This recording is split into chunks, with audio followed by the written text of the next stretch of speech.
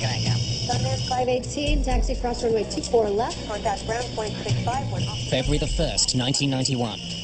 Los Angeles International Airport, LAX. 246 heading 270, contact Los Angeles departure. Thank you, USAir 1493. You're cleared to land 24 left. Cleared to land 24 left, 1493. Traveling at 240 kilometers per hour, USAir Flight 1493 descends towards runway 24 left. What the hell? I pointed to the aircraft and yelled, USAir is crashing. The aircraft was fully engulfed in flames. But the full scope of this tragedy is far greater than anyone can imagine.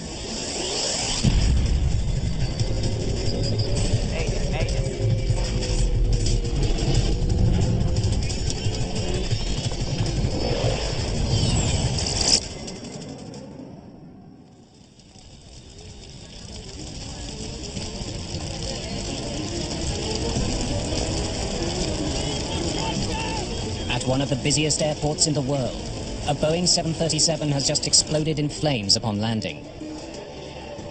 I think the thought process in the tower was, it was 1991, it was one of the first nights of the first Gulf War. And I think the thing that was foremost in our mind was maybe it was a bomb that went off on the aircraft. As firefighters bring the blaze under control, rescuers begin searching for survivors. About 5 minutes after the incident occurred, we got a call from an emergency vehicle. Amid the wreckage, they have made an alarming discovery. One that forces everyone involved to re-examine every detail of the last 15 minutes.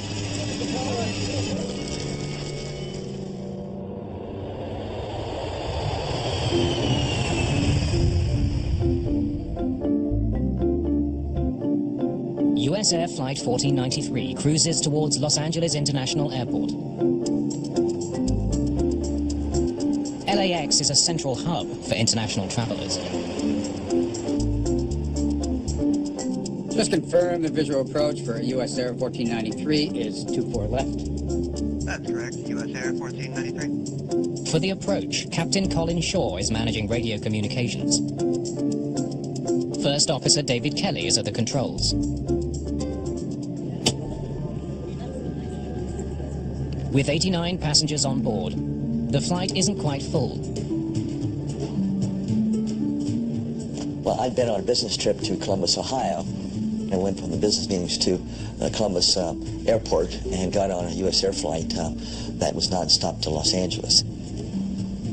I planned a lot of good things and good times for that weekend. USAir 1493. Expedite your descent through 4000 as much as practical, if you would. There will be traffic pass above you on the south side. As the Boeing 737 nears Los Angeles, the approach controller tells the pilots to make a quick descent. They will need to stay clear of a flight passing above them. Okay, I'll expedite through 4. USAir 1493. Landing at LAX can be a challenge for pilots. The airspace around the airport is often thick with traffic. On average, a plane arrives or departs every 50 seconds. Each of its 4 runways handles both takeoffs and landings. Taxiways intersect the runways at dozens of locations. The airport can be a maze of stops and starts for pilots following instructions issued by controllers. You got the left side in sight? Yeah. We're out at 4.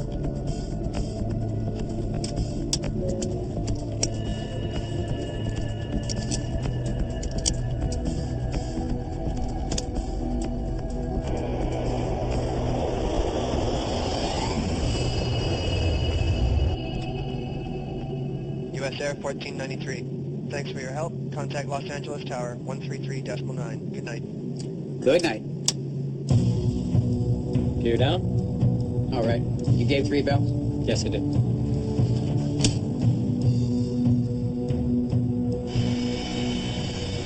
Perched 12 stories above the ground, tower controllers have a hawk's eye view of traffic coming and going from the airport. It was a busy night. There was a lot of airplanes. We had numerous arrivals and departures during that time of the night, so it was a typical day. Elliot Brann is the clearance delivery controller. The primary duties of the clearance delivery controller is issuing the routes of flight and the flight plans to the pilots as they come out of the computer. A flight strip is printed out, so you get a piece of paper with call sign, type aircraft, route of flight. I issue the clearance to the pilot, and then I pass the strips, the flight information, to the next controller. Bran shares flight information with 4 other controllers. 2 ground controllers, who handle planes moving between the gates and the runways, and 2 local controllers, who are responsible for planes taking off and landing. Tonight, local controller Robin Washer is overseeing the 2 north runways at LAX, 24 left and 24 right. She uses the flight strips to keep track of flights departing and arriving. USAir 23 taxiing to position and hold runway 24 left. Position and hold 24 left, USAir 23. 246, you still holding short of 47? 46 affirmative. All right, you're next. Skywest 569, taxi up and hold short and runway 24 left. Roger, hold short.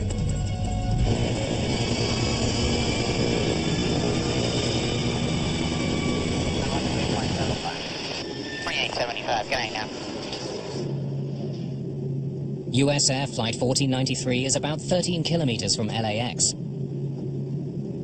The pilots configure their plane for landing. Speed brakes. Still working for a living. All right. Laps are going 1. Flaps. Now the pilots radio the LAX tower for landing instructions. USAir 1493, inside row. Wing 5006, ground, tower. Robin Washer is busy with other planes. She doesn't respond to their radio call. Skywest 569, taxi to position, hold runway 24 left. Traffic will cross downfield. Okay, 24 left. Position and hold, Skywest 569. Wing west 5006, tower.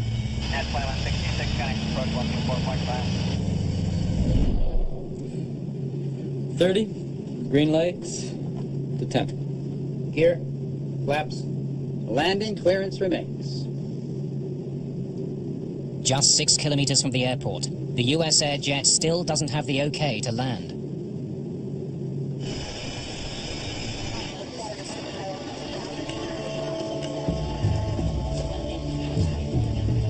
Sundance 518, taxi across runway 24 left. Contact ground 0.65 when you're off the runway. Good night.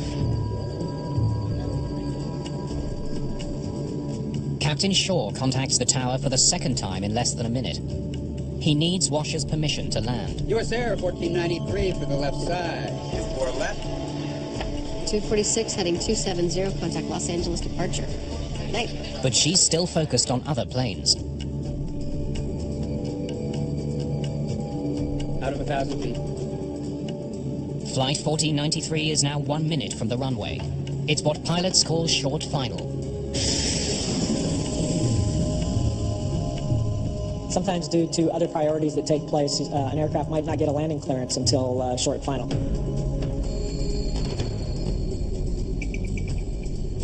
Thank you, USAir 1493, you're cleared to land. 24 left. Clear to land, 24 left, 1493.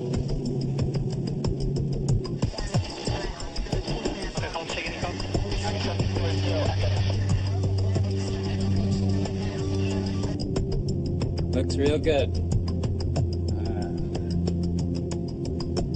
You're coming out of 500.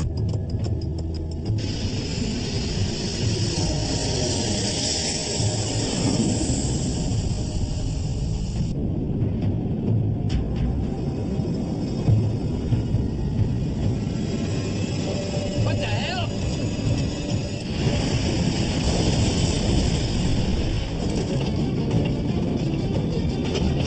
The USAir 737 has barely touched down. It erupts in flames and crashes through Los Angeles International Airport.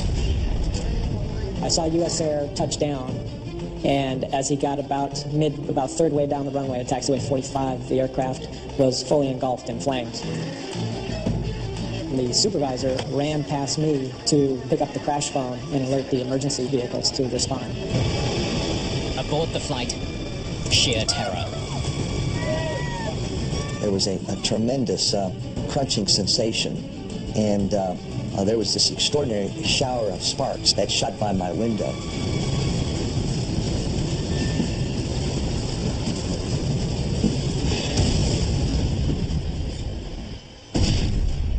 Good God.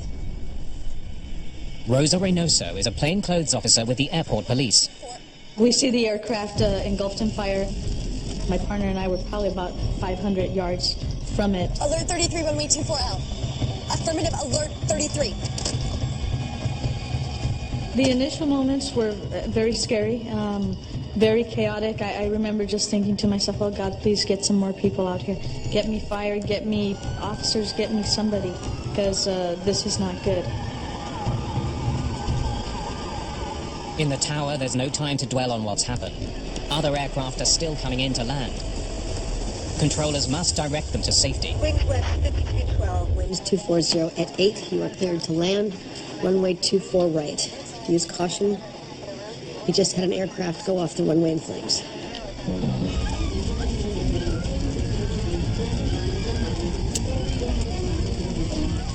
The cabin of Flight 1493 is filling with toxic smoke. Some passengers rush to a door at the rear of the plane. I probably got 7 or 8 rows down the aisle, and then I encountered a cluster of passengers standing in the aisle, not moving. I thought to myself, there must be an opening in the front of the plane that allowed for this tremendous quantity of smoke to roll into the plane so quickly. And so I stumbled forward to the cockpit area, and there was tremendous fire on both sides of the plane. I said to myself, my gosh, there's no way you're going to get out of this airplane, David. You're trapped. Outside, some have escaped the plane. Rosa Reynoso is the first emergency responder to arrive at the scene. The fire was intense. It was very, very hot. I mean, almost singeing us. She needs to act fast to help passengers away from the burning wreckage. The passengers were trying to escape the plane from the emergency exit doors. However, the fire had engulfed the doors, so some of the people that were flying jumped out of the plane and into the fire. More emergency personnel arrive within minutes. Most passengers are jumping out of that door. Some people were on fire. Some of them were scratched, cut up. Some of them had broken legs. It was pretty traumatic. And I think you just start operating on knowing that you have to do the right thing and try and save these people. David Koch is still inside. I suddenly saw a crack of light, and my God, it was a miracle. The crack opened up, and I suddenly realized that I had opened the galley door. But now he faces another hurdle. He can't even see the ground through the fire and smoke. And I said to myself, what the hell, and jumped out. I landed on the ground, and I then started crawling on my hands and knees away from the airplane. I had a great sense of guilt. Why did I not go back into the airplane and say, follow me?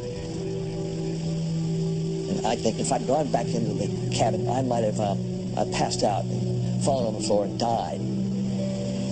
And that's how I've come to terms with the fact that I got out but didn't help anybody else out.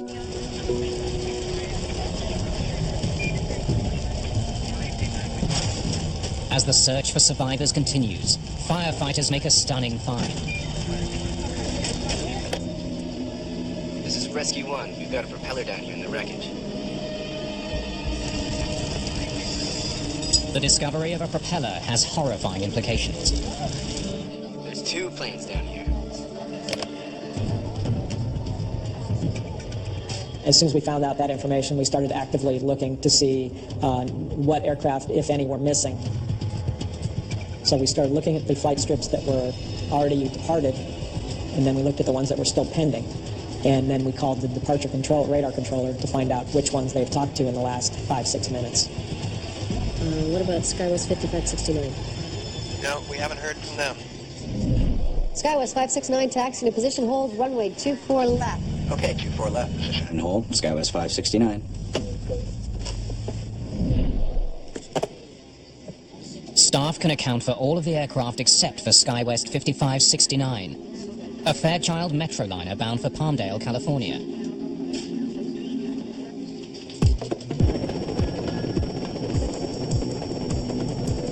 Emergency personnel find parts of the smaller plane strewn across runway 24 left.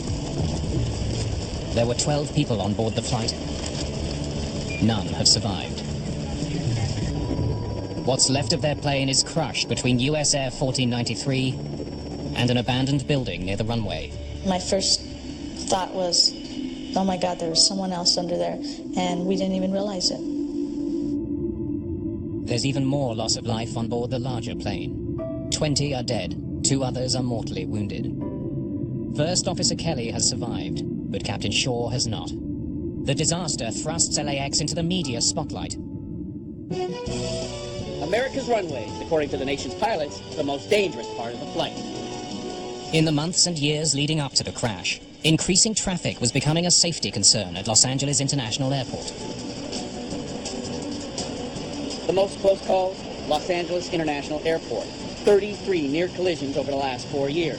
That's 1 every month and a half. The accident confirms safety issues need to be addressed. The National Transportation Safety Board sends its GO team to LAX to investigate. It was kind of a horrific scene. The front end of the airplane was impaled on the captain's side against the building. And with close inspection, we could see parts of another aircraft underneath. Investigators can see that the 2 planes collided at an intersection on runway 24 left. The scenario of the accident resulted in 2 planes being on the runway at the same time. The runway was occupied, and that's something that should never happen when a landing clearance is granted. Reducing collisions on U.S. runways is a priority for investigators from the NTSB. We had runway incursions on the most wanted list from 1990 here at the Safety Board, and it's a major concern for the whole industry. A runway incursion is simply when an inappropriate object is out on a runway that's going to be used for a takeoff or landing. Some of the world's worst airline disasters have taken place on runways. In March 1977, on the island of Tenerife, 583 people died when 2 Boeing 747s collided on the runway. In January 1990, a Beechcraft King Air 100 was struck by a Boeing 727 attempting to land in Atlanta.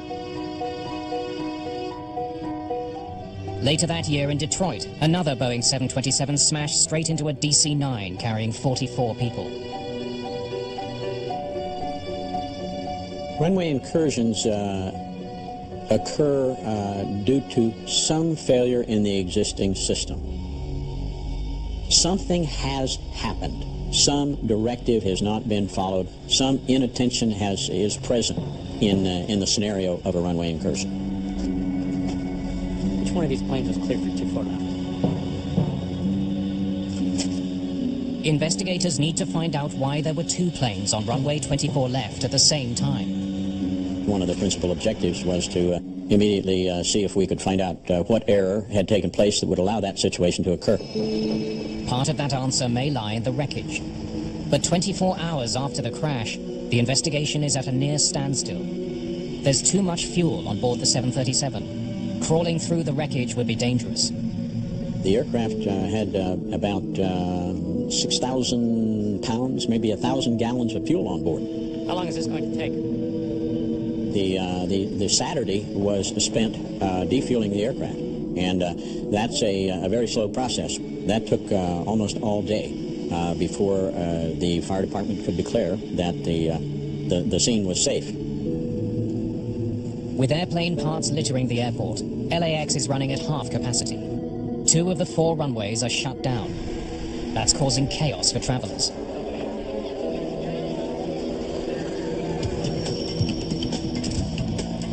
When the NTSB team finally gets access to the wreckage, they're under enormous pressure to act quickly.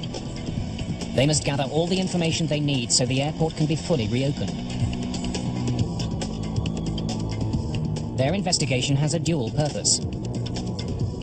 They must figure out what caused the collision. They also want to know why so many passengers got trapped and died in the burning aircraft. We're not sure what went on. We don't have a recording of it, but there were some altercations with people trying to get ahead of other people. Making matters worse, one of the emergency exit doors is inside the plane, partially blocking the exit. If you follow the instructions on the card, the exit card, it will tell you to throw that exit out. This did not take place, so the right over-the-wing exit was, I would say, partially obstructed by that large hatch. The NTSB concludes that a reduced number of exit doors made it impossible for many of the passengers to escape.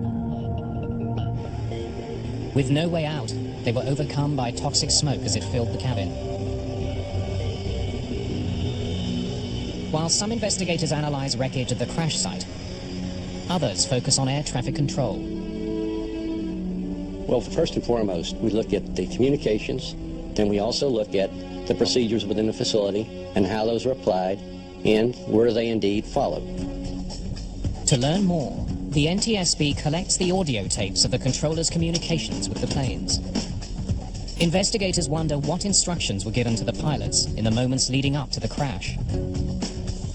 They also want to know what the flight crews were saying during those crucial seconds. Did the pilots follow their instructions? The cockpit voice recorders should provide investigators with the answer.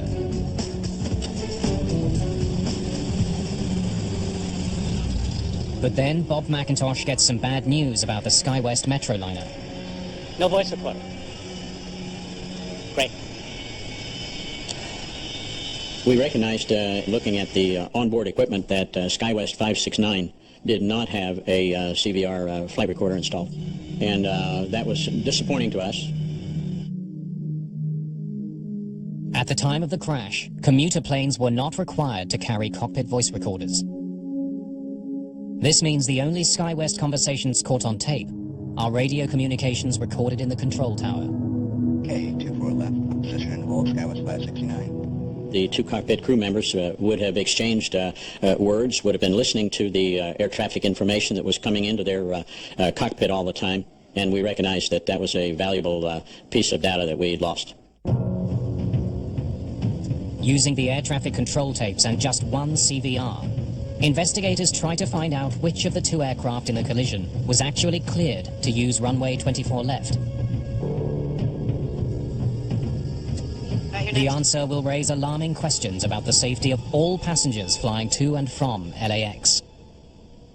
246, are you still holding short of 47? The investigation into the deadly collision on runway 24 left focuses on Robin Washer's conversations with the two planes involved. Investigators begin with a smaller plane. 23, taxi into position and hold. Minutes before the accident, the pilots of the Metroliner waited for permission to take off. Skywest 569, taxi into position and hold runway 24 left. Traffic will be crossing downfield. We use the tapes to try to visualize, like a local controller would, where the aircraft would be on the runway. The pilots of the Skywest Metroliner turned their plane onto the runway and stopped at intersection 45. They had to wait for another plane to cross the runway downfield. Okay, 24 left, position and hold, Skywest 569. Okay, stop right there. From the air traffic control tapes, the NTSB can tell that the pilots of the Metroliner followed all their instructions correctly. All right, let's keep going. Responsibility for the accident must lie elsewhere. Investigators probe the tapes further. They look at Washer's communications with the USAir pilots. USAir 1493 for the left side, 24 left. Thank you, USAir 1493. You're cleared to land 24 left. USAir 1493 was cleared to land on the same runway during the time that Skywest 569 was still sitting in position on that same runway. Cleared to land, 24 left. 1493. Skywest 569, right at intersection 45. How long's it been there? 1 minute, 7 seconds. The air traffic control tapes reveal that Robin Washer instructed both the Skywest Metroliner and the USAir flight to use runway 24 left at the same time. Left contact, ground, point 5, one door.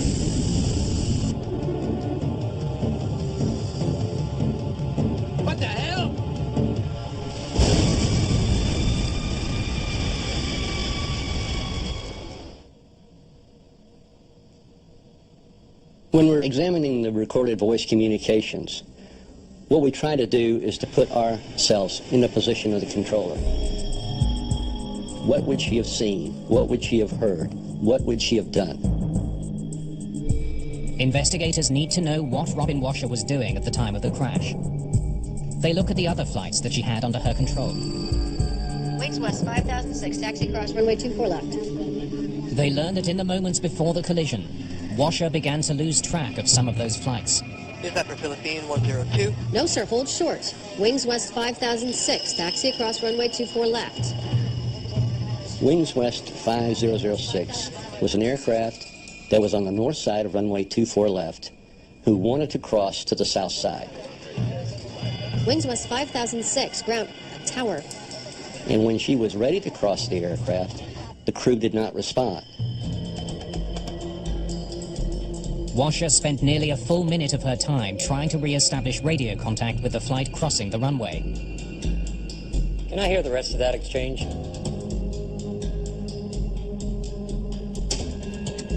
Wings West 5006, on frequency again. Change radio. Sorry about that. They advised her they had inadvertently been on another frequency. 5006, you're back with me. Yeah, we didn't mean to switch radios. We're on now. And that created a distraction for the local controller. Okay, I thought I lost you. Sorry, we thought we lost you. We apologize. Not a problem. But investigators discover that that flight wasn't the only aircraft Robin Washer was fixated on in the moments before the crash. Tower Wings West 5072 is ready for takeoff. Wings West 5072? With USAir 1493 less than a minute from touchdown, Washer hears from another Wings West aircraft, Flight 5072.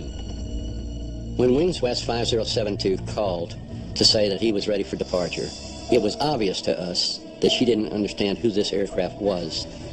Wings West 5072, are you at 47 or full length? We're at full length. Okay, hold short.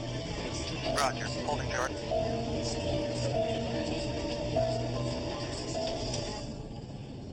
Investigators need to hear from Washer herself. I couldn't find the flight progress strip. They hope to learn why she didn't recognize a flight that was under her control. I couldn't find the strip, so I asked my supervisor to help me. Francina? I need a strip for Wings West 5072. She explains that as the pilots of the Metroliner waited on the runway for permission to take off, she was searching for another flight's progress strip. Before she could get back on track, USAir Flight 1493 crashed into the back of the Metroliner. What the hell?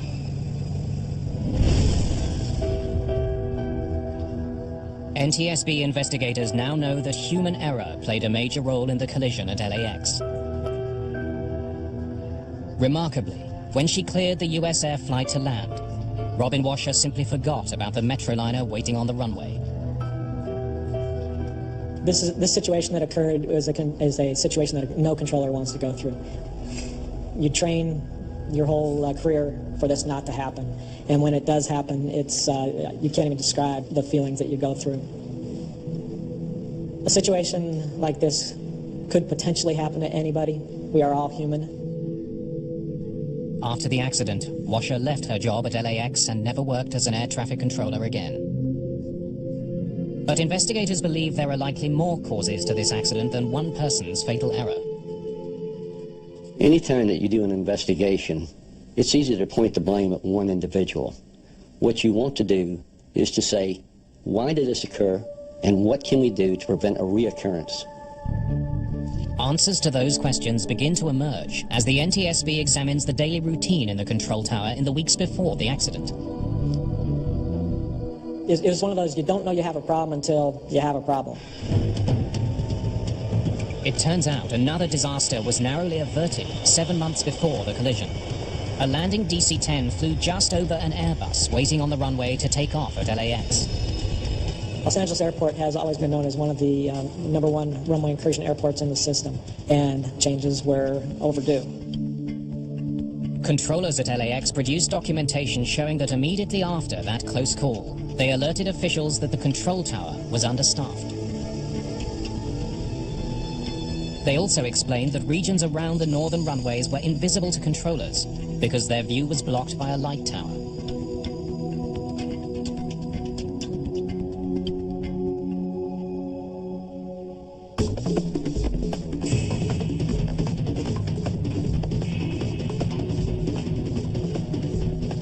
We went up in the tower, climbed the stairs, and asked the air traffic controllers to step aside while we sat in their chairs and looked out the window.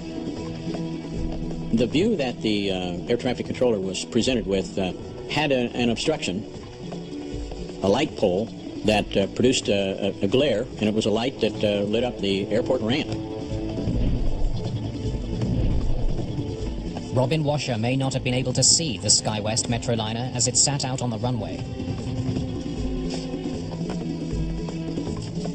NTSB investigators look at other tools she could have used to detect the forgotten plane. Surface radar is generally used during periods of low visibility. It is a tool by which the local controller, should they so choose, be able to visually confirm on that scope that an aircraft is indeed where it says it is. Ground radar displays all aircraft and ground vehicles moving around the airport. But on the night of the accident, that system wasn't working. You're holding short, is that correct, sir? Yes, ma'am, we're holding short. It was in constant out of service, in service, out of service, in service, and gave the management a lot of trouble. The system was not very reliable, and we did lodge complaints to have it fixed and to upgrade the system as soon as we could. Investigators learned that just 4 days before the accident, officials at LAX had formally asked the FAA to treat the failing ground radar with the highest priority.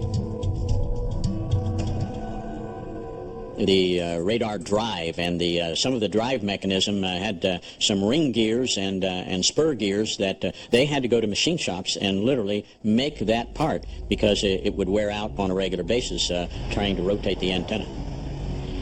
We looked into this particular problem and learned that Los Angeles had been slated to receive a new system in 1988. However, that date had slipped, and at that time, they were not sure when they were going to get a new radar system. With the ground radar system out of commission, and with her view of the runway impeded by blinding lights, Robin Washer's chances of discovering her error were slim. Investigators turned their attention to the cockpit of a USAir flight. They wonder why the pilots didn't see the Metroliner out on the runway and abort their landing.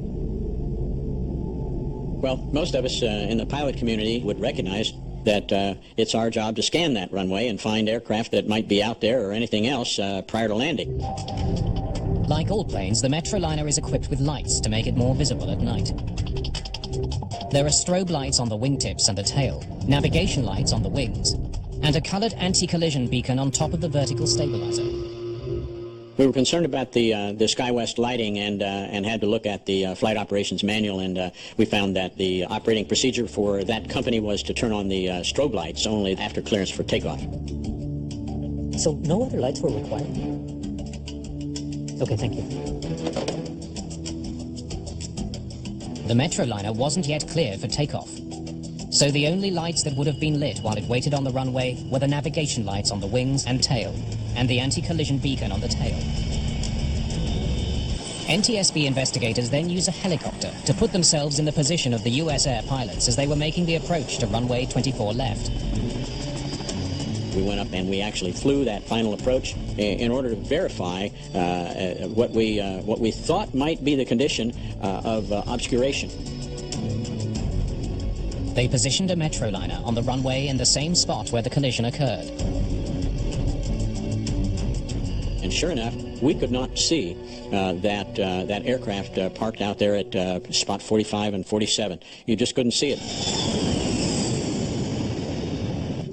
Looks real good.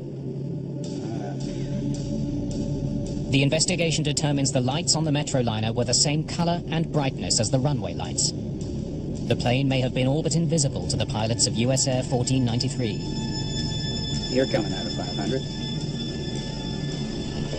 The anti-collision beacon in particular would have been lost in a sea of lights.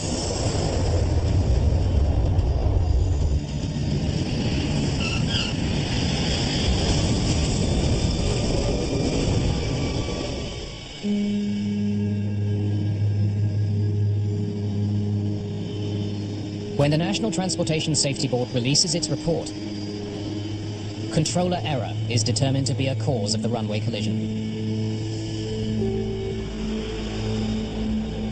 We're in the business of determining why something happened. You may call it a cause or causes or contributing factors, but our job ends when the next accident is prevented.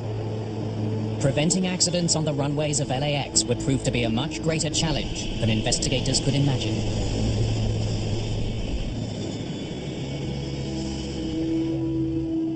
The collision between USAir Flight 1493 and a Skywest Metroliner alarms the public. The accident seems to prove that controllers cannot safely handle the increasing traffic at Los Angeles International Airport. The NTSB investigation points to Robin Washer's failure to maintain awareness of the flights under her control as one cause of the accident. But the report also points to a failing system in the air traffic control facilities at LAX. In the months and years following the accident, improvements are made to air traffic facilities in an attempt to make the airport a safer place. The failing ground radar system is finally replaced with a newer model.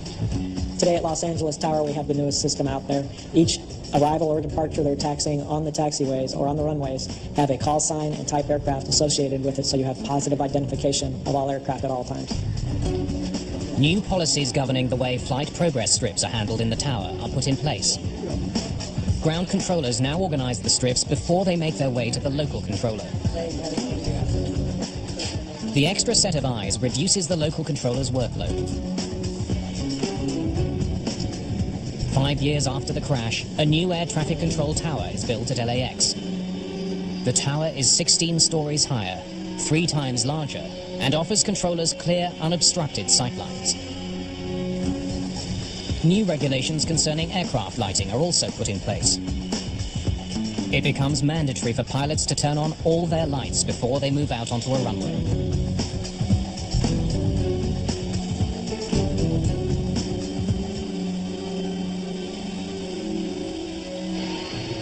But despite the improvements, the rate of runway incursions at LAX only goes up. Throughout the 90s and even into the 2000s, I would describe it as a common event. LAX certainly was one of the worst airports we had for a number of incursions. 10 years after the accident, more serious runway incursions were happening at LAX than at any other airport in the United States. They had double-digit runway incursions and serious runway incursions almost every year. And in fact, in 2007, they actually had 21 runway incursions. In an attempt to reduce the problem once and for all, the Federal Aviation Administration begins work on a new system of runway lights to keep planes apart on the ground. Runway status light system is a series of runway entrance lighting that we put at taxiways or takeoff hold lighting that we actually put on the runway itself. The system is fully automatic. It uses a series of red lights embedded in the runways and taxiways. The lights warn pilots if there is conflicting traffic. The runway status lights illuminate red, tells a pilot that it is unsafe, or a vehicle driver, that it is unsafe to either cross or enter that runway. And it triggers because there is an aircraft landing or departing. There's some other traffic on the runway. The runway status light seems to be one of the most effective systems we have for preventing runway incursions, and certainly the serious runway incursions. In April 2009, the technology was installed at Los Angeles International Airport. Prototypes of the system have also been installed at Dallas, Fort Worth, and San Diego. By 2011, runway status lights will be a key feature at dozens of airports across the United States. The equipment we're using at Los Angeles Tower today is much better than the equipment that we used back in 1991.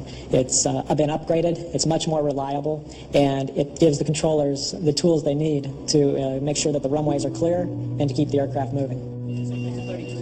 Though new technology can never guarantee 100% safety, The improvements at LAX have restored public confidence in the airport, even among those who survived Flight 1493.